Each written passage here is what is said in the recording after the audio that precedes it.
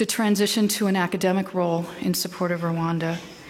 So I had the hope at that time with the other academic that we were going to sign a contract with Rwanda. Impuguke inzobere incabwenge umwarimu muri kaminuza munyamerika Dr. Michelle Martin uvuga ko yakunze u Rwanda kuva kera mu kwezi kwa gatatu ndavuga tariki 24 Werurwe umwaka wa 2021 yatanze amakuru n'ubuhamya burebure mu rubanza rwegamo umunyapolitiki Paul Rusesabagina. Icyo gihe urubanza rwari rukiri mu minsi yarwo ya mbere. Nibutse urukundo nagiriye u Rwanda cyangwa se ishyaka nahoze mfitiye u Rwanda kuva kera. Nakundaga u Rwanda, nakundaga inyamaswa zo mu ishyamba, mbifatanya rero n'urukundo nari mfitiye u Rwanda, ntangira kugira iryo shaka muri jewe. Tubutse ko uyu mudamu Michelle Martin yakoreye Paul Rusesabagina arongera kurana leta y'u Rwanda. Ubuhamya bwa Dr. Michelle Martin so bubonetse bwose n'imboneka hake bwari butondetse nk'igitabo cy'amateka asobetse cyangwa se filime mbarankuru. Pax TV ntituzinduwe no kujora ukuri cyangwa ibinyuma bya Dr. Martin mu buhamya bwe, ariko turagaruka ku ngingo imwe benshi bumvise bwa mbere mu mateka yabo ubwo yayikomozagaho. Imbere y'urukiko Dr. Michelle Martin mu buhamya bwe yagize ati: ndibuka ko Rubingisa yasobanuye kenshi mu mpera z'umwaka wa 2009 n'intangiriro za 2010 avuga ko PDR Humure yafashije mu gushinga PS Imberakuri. Yambwiye ko byari ugufasha Ntaganda kwiyamamaza ahanganye na Paul Kagame mu matora. Ngo igihe Ntaganda yari kuba atowe, Paul Rusesabagina yari kugaruka mu Rwanda akaba ari we wa perezida. Akivuga amagambo abantu bari banye mu rukiko byari bishya. N'urubanza rwakurikiranwaga ndetse no ku mbuga nkoranyambaga hirya no hino ku isi binyuze ku muyoboro wa YouTube. Ese ni he handi byabaye umuntu yatowe umwanya we w'umukuru w'igihugu akawundi ngo mu Rwanda bibe bwaruka kabigiye kuba?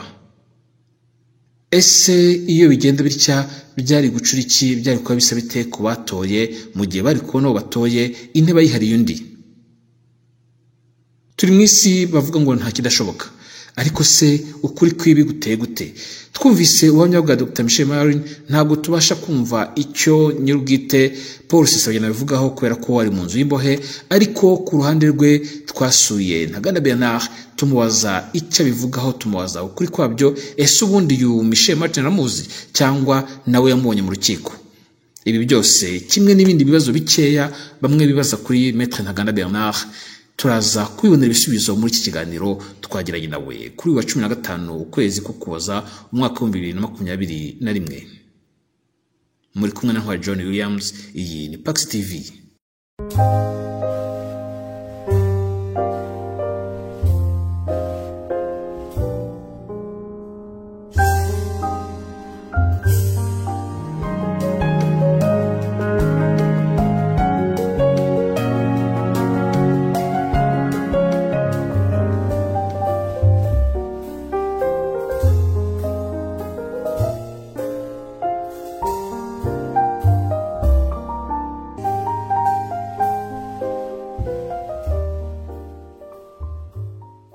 Turabasuje inshuti bakunzi ba Pax TV News, dukomeje n'ibiganiro byacu. Uyu munsi dufite Maître Ntaganda Bernard.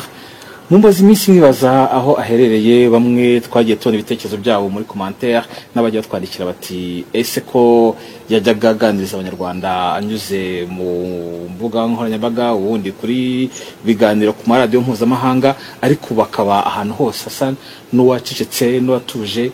Iyo strategy yo gutuza yo guceceka Maître Ntaganda Bernard ni bwoko ki? Urakoze ntwari.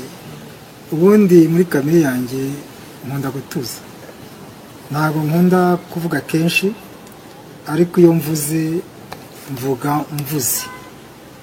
Ubwo rero nibwo buryo nahisemo, nta nubwo nabuhisemo nuko kamere yanjye meze.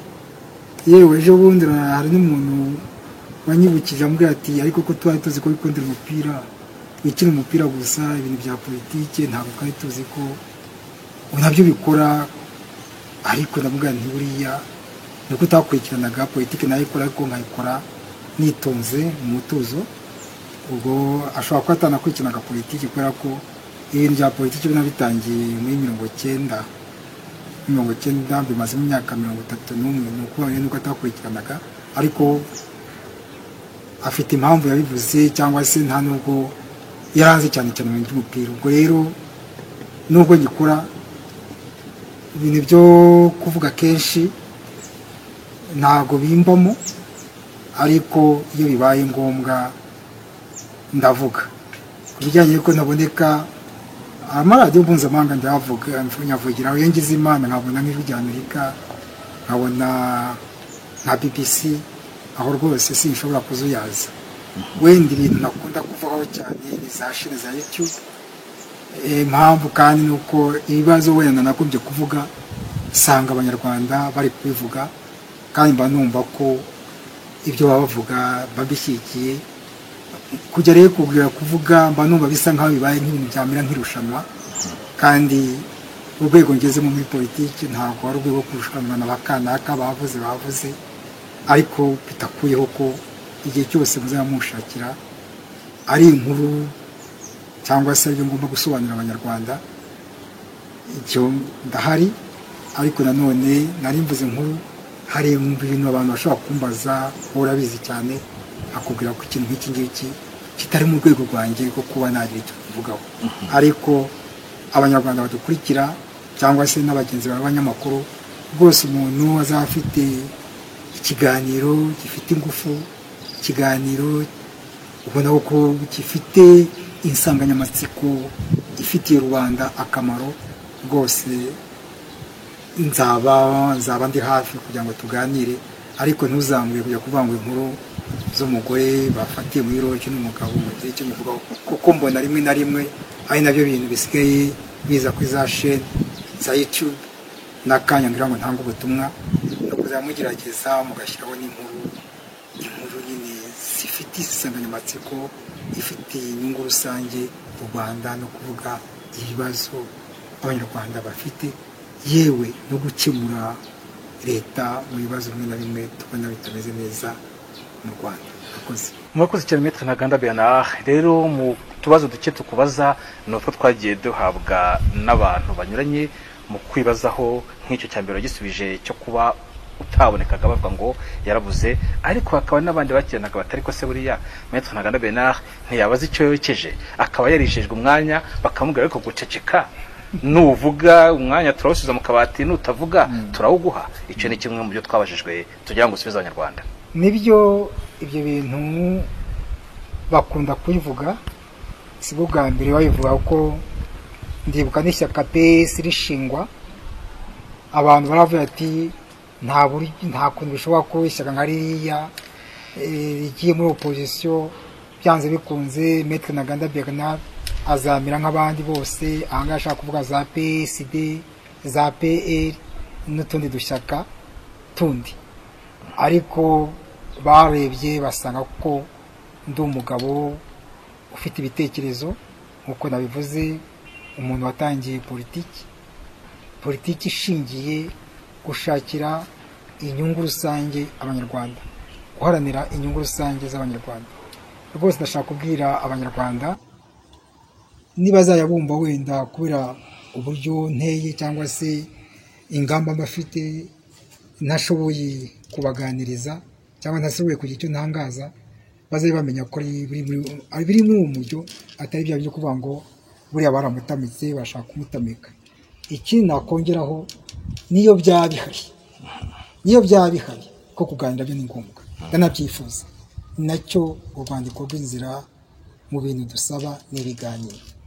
Niyo byaba bihari kuganira, ntabwo byambuza yuko navuga ibyo ngomba kuvuga, kuko muri kamere yanjye gufunga amatwi, gufunga umunwa, nubwo bivuze mu mvugo itari nziza cyane, guceceka cyangwa se gufunga amaso, ntabwo bindimo rwose. Iyo niyo kamere yanjye, ni uburwayi narabwemeye, ni uburwayi bw'umutima narwaye, kutemera ko nabona ikibi, nabona akarengane nkaceceka. Abanyarwanda rero nyongeye mbibabwire, abanyarwandakazi, ndacyari wa wundi, akayihayo ka politiki karahari, nta n'umuntu uzakankuramo, imyaka 31 maze muri politiki nagaragarije rubanda, nagaragarije abanyarwanda, yewe nagaragarije n'isi ko ndi wa mugabo utareba ku ruhande, wa mugabo udashobora gusubira inyuma, wa mugabo uhagaze bwuma uharanira ikintu cyose kiri mu nyungu rusange z'abanyarwanda. Niyo myanya niyo yaboneka ntabwo yambuza guharanira uburenganzira bwanjye n'uburenganzira bw'abanyarwanda muri rusange. Iyo myanya ishobora no kumbuza kuvuga. Wenda nasoza mvuga nti nkora politiki, ntangira politiki, ikintu nari nimirije imbere ntabwo ari imyanya, ariko bitavuga ko iyo ukora politiki uba ushaka kujya ku butegetsi. Njye numva rero nabwo buryo bwiza, imyanya igomba kuba navuga ko ari nk'ingaruka nziza ya politiki uba waharaniye. Bivuga ngo haranira politiki, iyo myanya nutsinda amatora ubone ubwo butegetsi, ariko muri gahunda zawe icyo intego itaba gufata imyanya ya politiki, ahubwo intego yawe ari ugukorera rubanda, ari gukora gahunda nziza, noneho b'abaturage bakakwibonamo n'amatora yaba bakagutora, cyangwa se n'iryo shyaka riri ku butegetsi rikabona ko ufite gahunda nziza yo kubaka igihugu, ikabona ko ufite abanyarwanda bakuri inyuma, ikabona ko ufite ingufu za politiki, hanyuma ukaba ari naho wagira ijambo. Ega ziriya za PSD, za Green Party n'abandi bose niyo mpamvu bitwara kuriya, kuko ntabwo bigeze biyegereza abanyarwanda. Na FPR izi neza ko badafite abanyarwanda babari inyuma. Nayo mpamvu iyo babwiye ati caha barahema, babwiye caha wemera, babwiye ati muceceka bagaceceka, kubera ko ntabwo ari babandi bafite icyicaro, babandi bazi neza, FPR izi neza ko abanyarwanda batabafite ku mutima. Ikindi kibazo abantu bibazaga bati PS Imberakuri washinze yagiye ivuga kenshi mu rugaga rw'amashyaka 5 P5 yagiye atangaza ko yiteguye gukoresha inzira zose zishoboka mu guhindura ubutegetsi, ariko we kenshi iyo uvuga n'inshuro zose twaganira nawe n'izo uganira n'abandi uvuga ko inzira imwe rukumbu uzakoresha ari inzira y'amahoro. Abo ngabo bashobora gukoresha inzira nyinshi, rimwe bikavuga ko na PS Imberakuri irimo, noneho wowe nk'umuyobozi wayishinze ukavuga ko inzira yawe gusa ari iy'amahoro. Izo nzira zombi zihuza ute? Icyo ndashaka kuvuga nuko biya bintu wenda leta y'u Rwanda bayabivuze cyane, nafite n'uburyo kuvuga, ariko icyo nabwira abanyarwanda uko mbizi, P5 nzi ntabwo yari mu nzira zo kurwanya igihugu ikoresheje ingufu. Ibyo P5 nzi, ubwo wenda hari indi P5 leta y'u Rwanda yabivuga, ariko P5 nzi ntabwo yashakaga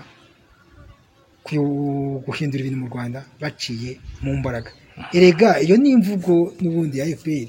Twese sinibavuga ngo nubwo kabone niyo mvuga ngo turashaka ko ibintu bihinduka mu nzira y'amahoro, ariko batwita abanzi b'igihugu, bavuga ko twebwe tudashakira u Rwanda amahoro.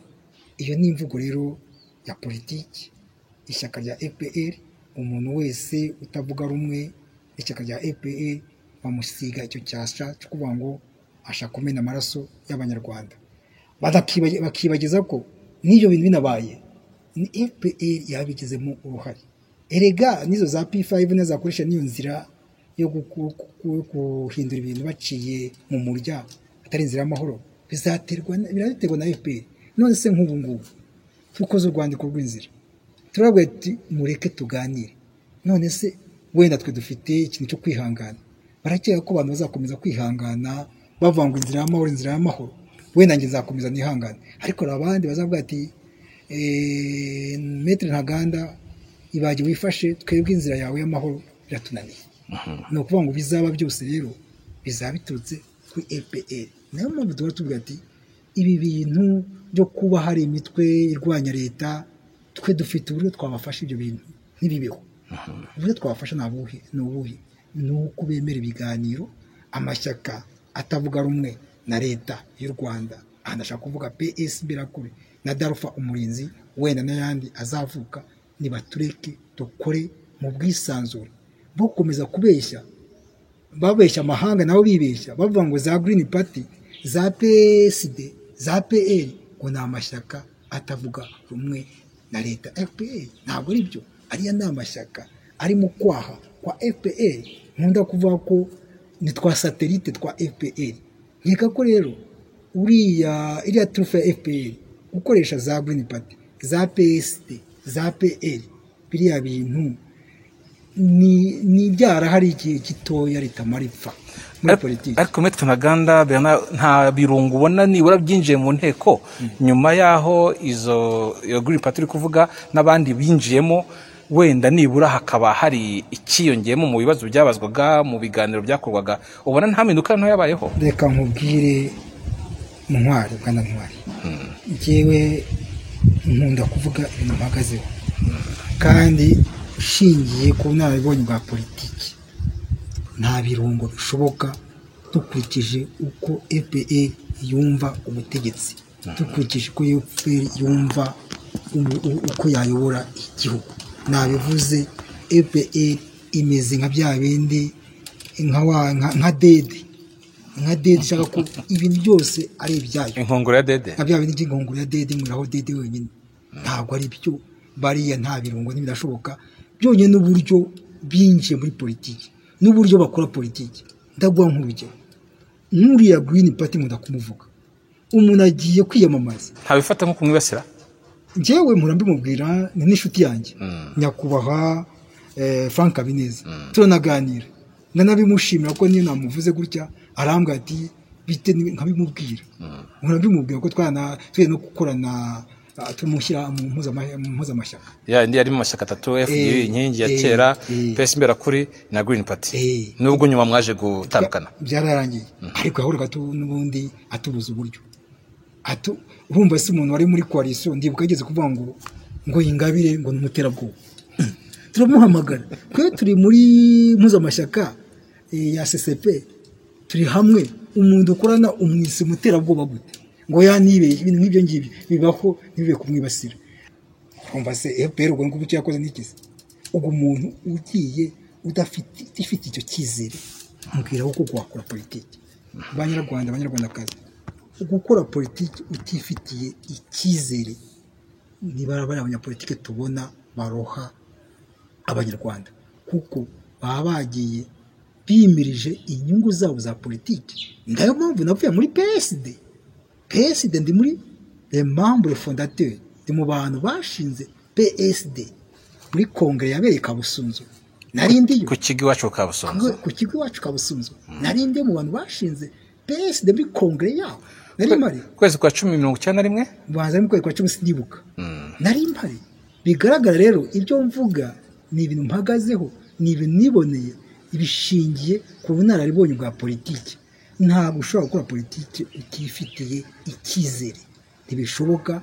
Uburyo bariya bose bari guseruka, ibyo naribonye muri PSD nagendaga nkamamaza ishyaka, twagira abayoboke benshi bakambwira ati akazi kawe, barabona ko dufite abayoboke, nahise ishyaka ridagira abayoboke ribaho.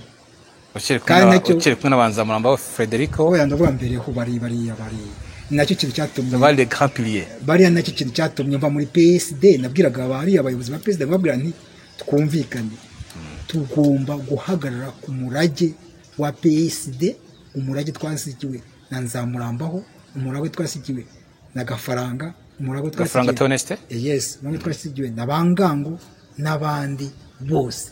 Uwo murage niwo mpagazeho, kuko PSD imbere ya MRND niryo shyaka, nubwo modeli zari zihari, ariko bya PSD yari ifite agakegeshwa kabo kutajya icikamo ibice. Nabyo binabwiraga abantu bo muri PSD ubu ngubu bayoboraga, nkababwira ati twebwe twaratanye dutatira igihango. Nayo mpamvu kumva kuva muri PSD ashinga ishyaka ndumva riharanira umurongo w'abariya banzamurambaho. Nigeze kubabwira ati bariya banzamurambaho baramutse bazutse basaba kongera gusubira mu mva babonye ibyo mukuru.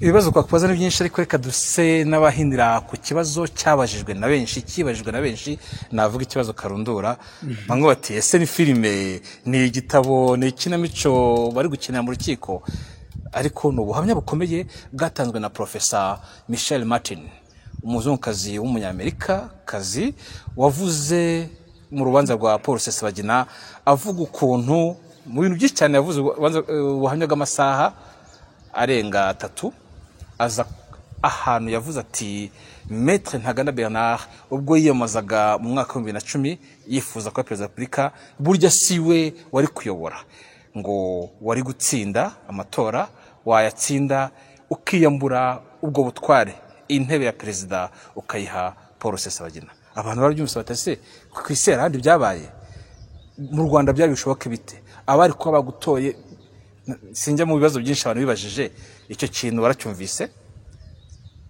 wacyakira ute ukuri kwacyo no kuhi muri politike havugwa byinshi hari ibyo wenda umudamu ashobora kuba yaravuze yarabibwiwe n'abanyarwanda kuko burya abanyarwanda bavuga byinshi bakabibwira umuzungu wenda bashaka kumujijisha cyangwa se hari inyungu bafite bagakoresha izina ryanjye ibyo birashoboka ariko rero ndavuga ibishoboka ko byaravuzwe uko yabivuze wenda arabimubwiye gutyo ariko icyo nabwira abanyarwanda uriya mudamu Michel ndamuzi icyo kintu rwose hari abantu benshi bashatse kwimbaza tese biriya mugore kuko ndamuzi uriya mudamu yaranamfashije rwose mu rwego rwa politiki twaraganiraga ndashaka kubwira n'abanyarwanda ko urwandiko rw'inzira nakoze rwo kwiyamamaza nagomba gukoresha mu kwiyamamaza Michel twarafatanyije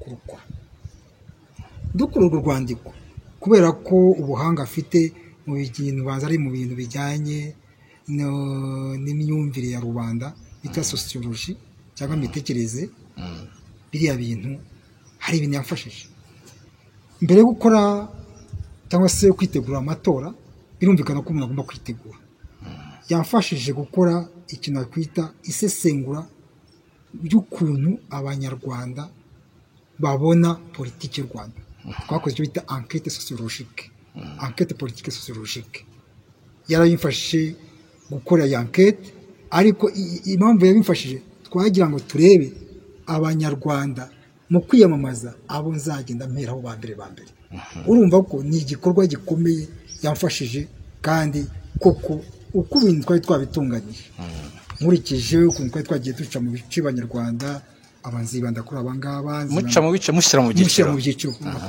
dushyira mu byiciro abangaba tuzabashyira abangaba tuziyamamaza iryo nyigo y'uburyo abanyarwanda batekereza politiki inadufasha gushyira abanyarwanda mu byiciro twaheraho mu kwiyamamaza iki kintu yarakifashije ngarutse rero hari n'ikindi yavuze kandi nibyo yari yanateguye urugendo kugira ngo njye muri Amerika kuko nagomba kujyana ibiganiro nibura nka university nk'eshatu cyangwa enye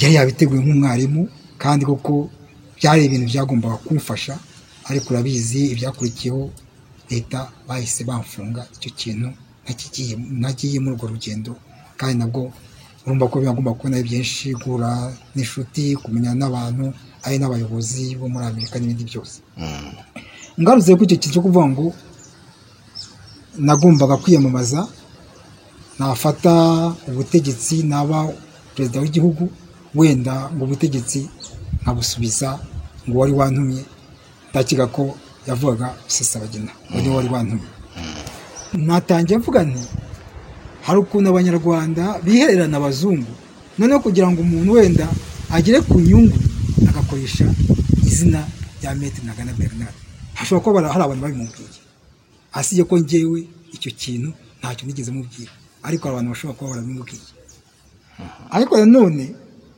nkeka ko nk'umuntu ushyira mu gaciro ni umuntu ukuze sinibaza neza ko ibyo bintu yabifasheho ukuri nta naho binabo tuvuge ko ari aho byabaye noneho ku bantu bazi Maître Ntaganda Bernard n'akayihayo ka politiki nk'aba perezida narangiza nkabiha inde Paul Rusesabagina.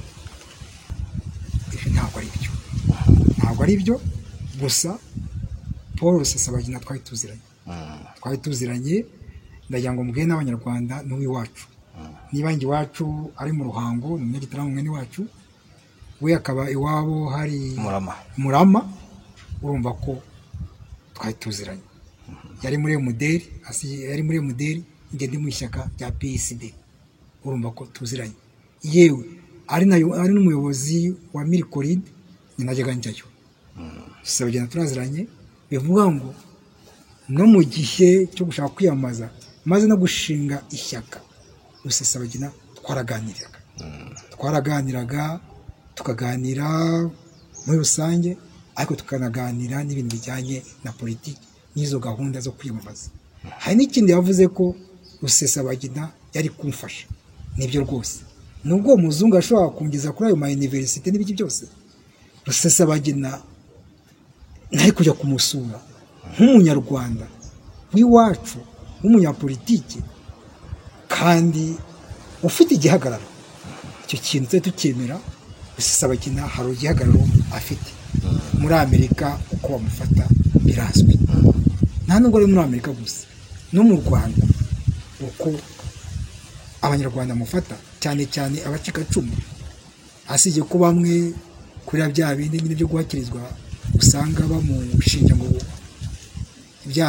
bamushinja ngo hari abo yahemukiye mu gihe cya jenoside. Ndavuga abari baje kwihisha hariya muri Mirikorine, ariko amakuru dufite dukurikirana ni uko Rusesabagina yafashije abantu bari baje guhungira hariya muri Mirikorine. Kandi biranumvikana buriya nuko hari igihe buriya abantu bo mu leta y'u Rwanda FPR gisetse, ntabwo umuntu perezida wa repubulika ya leta zunze ubumwe za Amerika, perezida ahagaruka akambuka umudari yarakoze jenoside.